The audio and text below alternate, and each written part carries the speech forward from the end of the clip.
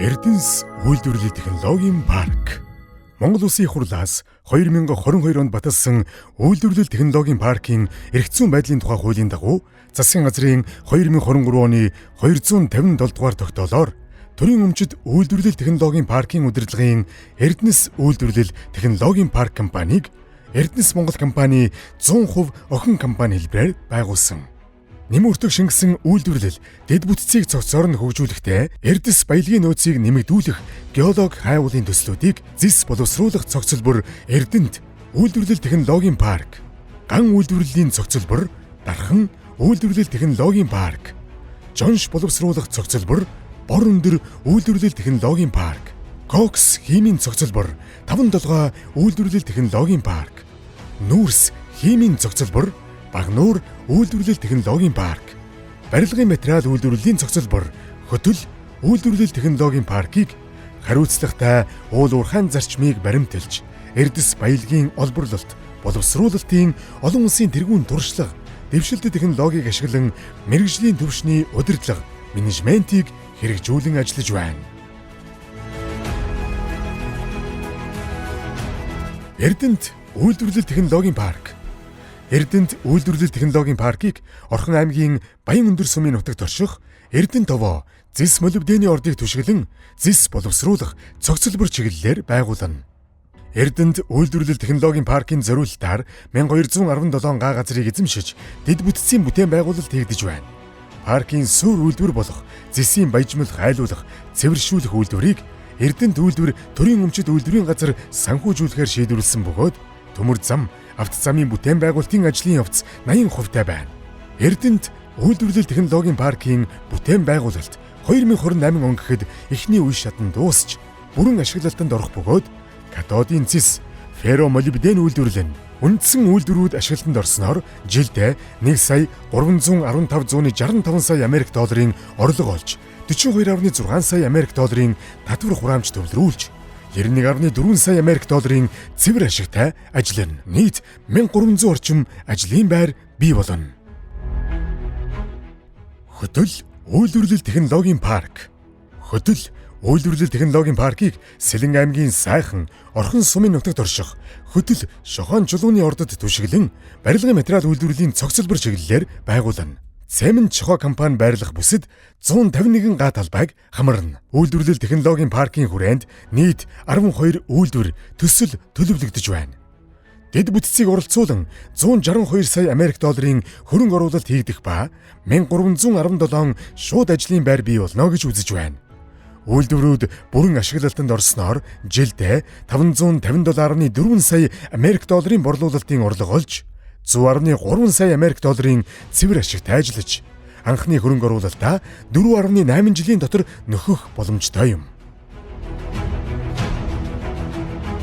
Дархан үйлдвэрлэл технологийн парк. Дархан үйлдвэрлэл технологийн паркийг Дархан уул аймгийн Дархан, Хонгор, Сэлэн аймгийн Хүдэр суманд төмөртэй ордод түшиглэн ган үйлдвэрлэлийн цогцлбор чиглэлээр байгуулна. Эхний шатанд Дарханы төмөрлөгийн үйлдвэрийг бүрэн хүчин чадлаар нь ажилуулах, төмрийн хөдрийн боловсруулалтын төвшнийг нэмэгдүүлэх, Кокс ган төмөрлөгийн үйлдвэрлэл, төрөл бүрийн ширэм, ган бүтээгдэхүүний үйлдвэрлэл гэсэн үе шаттайгаар хэрэгжүүлнэ. Дархан үйлдвэрлэл технологийн паркийн бүх үйлдвэр ашиглалтанд орсноор жилдээ 903 сая Америк долларын борлуулалтын орлого олж 117.30 сая Америк долларын татврын төлбөрийг улс орон нутгийн төсөвт төвлөрүүлэх бөгөөд 135.45 сая Америк долларын цэвэр ашигтай ажиллах тооцоог гаргаад байна. Дархан үйлдвэрлэл технологийн парк төслийн хөрөнгө оруулалт 655.8 сая доллар бөгөөд 1274 ажлын байр бий болно.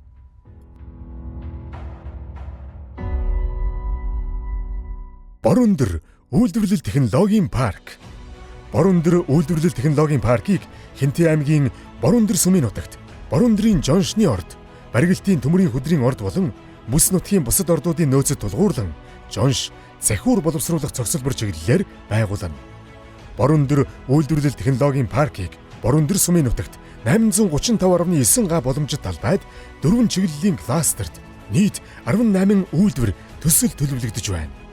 Хөрөнгө оруулалтын нийт хэмжээ 994.1 сая доллар бөгөөд 2050 ажлын байр бий болгож 106.2 сая Америк долларын ашигт ажиллаж 80.1 сая Америк долларын татвар төлөхөөр байна. Багнуур үйлдвэрлэл технологийн парк. Багнуур үйлдвэрлэл технологийн паркийг Улаанбаатар хотын Багнуур дүүрэгт Багнуурын нүүрсний ордыг түшиглэн нүүрс химийн цогцлбор чиглэлээр байгуулна. Багнуур үйлдвэрлэл технологийн парк нь тус дүүргийн үйлдвэрийн бүсэд 300 га газарт хагас кокс эрчим хүчний үйлдвэрийн чиглэлээр байгуулагдана. Паркийн үйлдвэрүүдийн бүтээн байгуулалтын ажлууд 2027 оноос эхлэн үе шаттайгаар 2035 он хүртэл үргэлжлэх нийт 531.3 сая Америк долларын хөрөнгө оруулалт хийгдэх бөгөөд 1950 ажлын байр бий болно. 5 толгой үйлдвэрлэл технологийн парк. 5 толгой үйлдвэрлэл технологийн паркийн төслийг Өмнөговь аймгийн Цогт Цэцэн сумын нутагт орших 5 толгой нүүрсний бүлэг ордыг түшиглэн кокс химийн цогцлбор чиглэлээр байгуулна. Баяжуулсан нүүрс үйлдвэрлэж 5 толгой үйлдвэрлэл технологийн паркийн хүрээнд 2035 он хүртэл нийт 2.2 тэрбум Америк долларын хөрөнгө оруулалт хийгдэж 4.1 тэрбум Америк долларын бүтээгдэхүүн үйлдвэрлэж 790 сая долларын ашигтай ажиллах ба 2794 шууд ажлын байр бий болно. Үйлдвэрлэл технологийн паркууд хоорондын уялдаа. Улсын хэмжээнд байгуулагдахаар төлөвлөгдөж байгаа үйлдвэрлэл технологийн паркууд нь хоорондын уялдааг бий болгож, бүтээгдэхүүн дамжуулах, түүхий дээр авч ашиглан нэмэн өртөг шингэсэн эцсийн бүтээгдэхүүн үйлдвэрлэх боломжийг бий болгоно. Хөрөнгө оруулалтын таатай орчин. Эрдэнэс Монгол нэгдлийн Эрдэнэс үйлдвэрлэл технологийн паркийн хэрэгжүүлж байгаа 6 байршилд байгуулагдах үйлдвэрлэл технологийн паркийн төслүүд нь гадаад дотоодын хөрөнгө оруулагчид хувийн хэвшлийн аж ахуй нэгжүүдийг хууль эрх зүй, татвар, хүний нөөц, ус, эрчим хүч зэрэг дэд бүтцийн таатай нөхцлөөр хангаж бизнесийн тогтвортой орчныг бүрдүүлнэ. Нэмэн өртгийн албан татварыг 4 жилээр хойшлуулах, газрын татвараас 10 жил 100% чөлөөлнө. Эхний 5 жил үйл хөдлөх хөрөнгийн албан татвараас 100%, дараагийн 5 жил үйл хөдлөх хөрөнгийн татвараас 50% хөнгөлөх тухай хуульчлаад байна. Нийт үйлдвэрлэл технологийн паркийн төслүүдийн хөрөнгө оруулалтын 80 орчим хувийг гадаад дотоодын хөрөнгө оруулагч хувийн хэвшлэр гүйцэтгүүлэхээр төлөвлөж байна. Үйлдвэрлэл технологийн 6 паркийн төсөл хэрэгжснээр 2035 онд Монгол улсын дотоодын нийт бүтээгдэхүүн хэвийн үеийн өсөлтөөс 39.2%-аар илүү өсөх боломжтой. Шууд 10,683, шууд бус 23,500 ажлын байр бий болно. Эрхэм хөрөнгө оруулагч та тавтай морил. Эрдэнэс үйлдвэрлэл технологийн парк.